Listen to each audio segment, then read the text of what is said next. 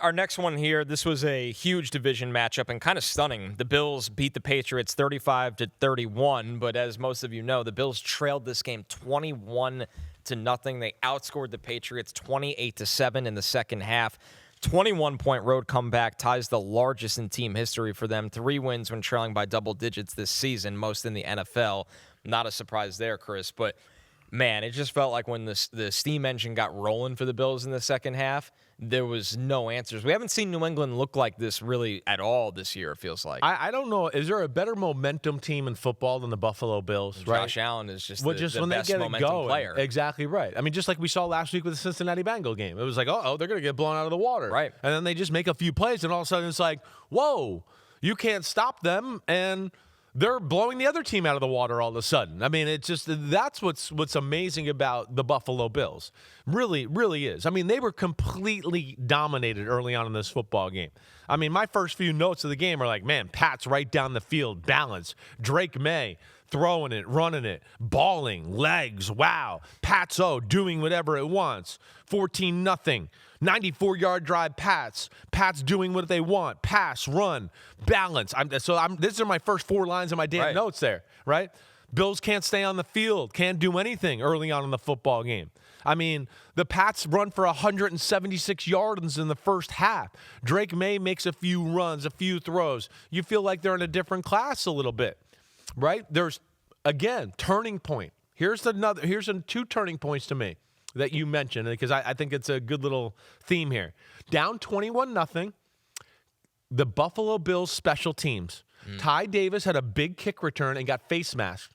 So there they are, 21-0. Instead of starting on their own 30 or 25 or 35, we're going, oh, man, we haven't moved the ball. We got to go the whole field here. Oh, can we put it together? It's like, no, here's the ball at the 40-yard line. Right. Just make a few plays, and maybe we can get jump-started. So that gets them going a little bit, right? Because they had no momentum at that point. The Patriots get a field goal before the half to make it 24-7. Bills get the ball to start the third quarter. Guess what happens to start the third quarter? Another big kick return by Ty Davis. So here you are going, we're down by 3 scores, 17 points. But little plays like that just take a little edge off, right? A little of the pressure. Again, to go, oh, okay, we only have to go 40-something yards to score a touchdown. And that felt like it just ignited their offense a little bit. Gives you that confidence, gives you a little momentum. And that's where Buffalo, I think we both agree, they can ride these waves of momentum better than anybody in the sport. And all of a sudden, they go all in. That's where I look at the Bills. That's where they're crazy. They're one of the best second half, if not the best second half team in football. Last 2 weeks. Speaks to their coaching adjustments and everything there. I think they are even for the league. I think nobody's outscored the Bills in the second half, right? So they have that. And they're just not afraid to go for it.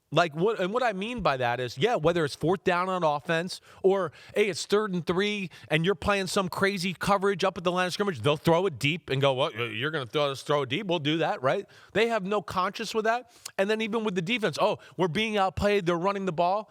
Like, it's 1st and 10. Let's all out stop the run here, right? They'll take those kind of chances, right? Let's get them behind the 6 and get them to 2nd and 14 right off the bat. Then we could go all out pass defense, right? And that's when McDermott becomes really awesome. So his ability to push the envelope with the defense, along with him also giving the green light to the offense to go ahead. Let's go into Josh Allen crazy mode.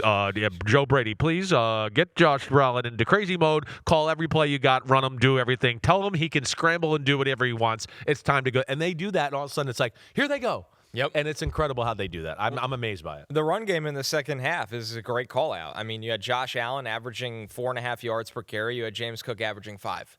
So in between all the crazy, because the air yards went up by about 4 yards in the second half. So they were pushing the ball down the field through the air. Exactly. But then the run game remained efficient. They did. And then, like you said, sprinkled in that Ray Davis had 2 returns that were monster returns. Timely monster returns that just gave them a little hope.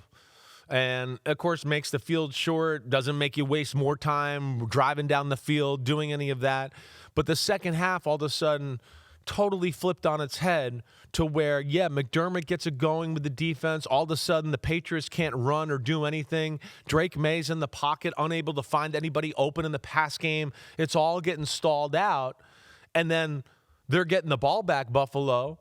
And as we always see, it's not always about the stats with Josh Allen. It's like, oh, it's a big third down. Oh, unbelievable play. It's 3rd and 14 after a bad penalty in the red zone. Oh, he scrambles and throws a laser for a touchdown to Dawson Knox like only 3 people in the freaking world can do it, right? That's it's the moments with Josh Allen. But then, and this is where, hey, they're scary. And this is, to me, their other elite part of their team, right? And I know I question their team at times in Buffalo, but they're running the football, like you said. It was special. I mean, it was special. It felt like they owned the trenches in the second half. Every run felt like it was up the middle, 5 yards, 4 yards, 5 yards, 10 yards, 4 yards, 5 yards, 10 yards, right? It was all that. And then it felt like New England got a little bit of we don't know what to do. We're a little scared to blitz because we pressured a few times and they made a few plays. So now we don't blitz, and oh, damn, now he has all day, and he's being patient today. He's not leaving the pocket too quickly, and he's sitting there waiting for people to come open, and now we're finding completions down the middle of the field, which you're talking about, more air yards in the second half and all that. And that, to me, is what I talked about on Football Night in America last night. Buffalo seemed like they owned the second half. They owned the middle of the field, and what a great win for them on the road. And to your point about the blitzing of, like, if you do, and damned if you do, damned if you don't, they blitzed 7 times in the second half, the Patriots, but every single one was a 5-man rush. It was. I actually would argue that might be the worst way at times to attack the Bills because, one, they have continuity on the O-line and a smart quarterback, so they often pick it up. Yes, right. Exactly. So really you're almost just playing man down on the back end. You kind of should just drop everyone or bring everybody. Or 7. Yeah, it's the predicament hard. He puts you in because a lot of teams want to rush 5 because they just feel like it takes away his lanes, right, to run and do all that. But you're explaining it perfectly. He's too smart. They're too well coached of that where you blitz 5, like we've talked about with other teams. We talked about this with Green Bay last week when they were playing the Bears, right? Scary blitz in Green Bay because they pick it up and all of a sudden they take shots down the field.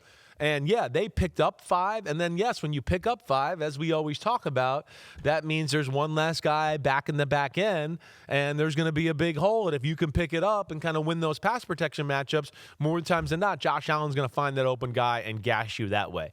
His legs, James Cook's legs, just a smattering of plays by the receivers here and there and the tight ends. That's all they needed, along with unbelievable defense in the second half. So the Bills move within 1 game of New England now in the AFC East. They can clinch a playoff berth this week with a win and a loss by either the Colts or Texans. New England's 1-game lead over Buffalo in the AFC East. They can clinch a playoff berth as well with a win this week at Baltimore or a loss by, once again, the Colts or Houston. Let's take a look at the remaining schedules because this division now has gotten much tighter. That snapped a 10-game win streak for the Patriots as well. Patriots got some work, and we know that. Yeah, this was the craziest number, too. That snapped a streak of 133 home wins when the Patriots were leading by 17-plus points. Yeah. That was the longest in the NFL. That's shocking. They don't We've give up seen leads. Mike Vrabel. I mean, we know Belichick knew how to manage the game with Brady forever. And Mike Vrabel's been a master at managing football games. I mean, he has. But, again, with this guy, number 17, modern-day John Elway, the best player in the NFL right now, just so everybody knows. I know Matthew Stafford's going to win the MVP. Josh Allen is the best player in the league. I don't think that's really questionable. We come away every week in the NFL, almost every week, and no matter where I go, it doesn't matter about being here in the viewing room with Jason Garrett or Devin McCourty, or I go to the gym later today, somebody's going to go, man, is Josh Allen amazing? Is it Josh Allen? Josh Allen. I mean, he owns the week usually every week with people in amazement of what he does. I mean, it is incredible that way. And I just can't give him enough credit for that. There's nobody more valuable to their team than Josh Allen. He does everything for them. And then on top of that, Brandon Beane, McDermott, they've got the right guys that fit how they play, how they want to play in their system, right? They're culture guys that are gritty and tough like Allen and McDermott are too and all that. I know I question at times whether they have enough blue chip players on both sides of the ball, but they got a lot of good on their damn roster. I know that. I know. And we'll see. But that was an impressive win yesterday and certainly makes me think a little differently about them, that they went into New England and pulled that off right there. A man is the door open because he's going to be going into a postseason with no Joe Burrow, no Patrick Mahomes. Yes. I know it doesn't mean the path is easy right. because Denver's really good. The Patriots are really good. But it just is a much different avenue where you look at it and go, don't let this opportunity go to waste. Yeah, well, I think, like we know they can beat New England. I think we all look at it and go, I don't know if there's any slam dunk team in the AFC, right? No. Everybody has their flaws. And we're probably sleeping on teams like Jacksonville, who are more talented and better than people realize, but just everybody wants to see them win a big game before they buy it.